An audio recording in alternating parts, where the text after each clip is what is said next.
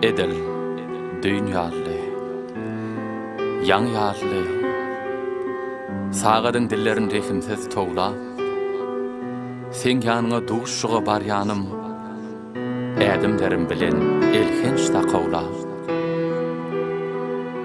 Taýdadyň asuda köçelerinden, kä öňe ýörärdik, kä ida bakan, şemarysy tolkun atar dururdy, sypaý köýnegim, sypaý ýakan.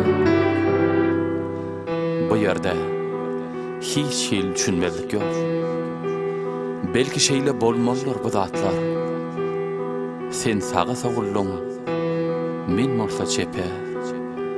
Seni inçe ýyllap çykardym ýatdan. Ýöne akşam bir düşnüksiz gam bilen gittim şol duşun yerimize bakan.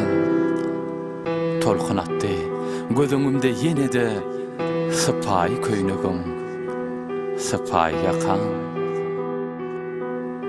Birden ýüregime çümdede gitdi, iňňäň ujuýar rehimsiz ünjü, sen bilen duşup bilmänmedäl, sen ilkinji süýgüýüm bolanyň üçin.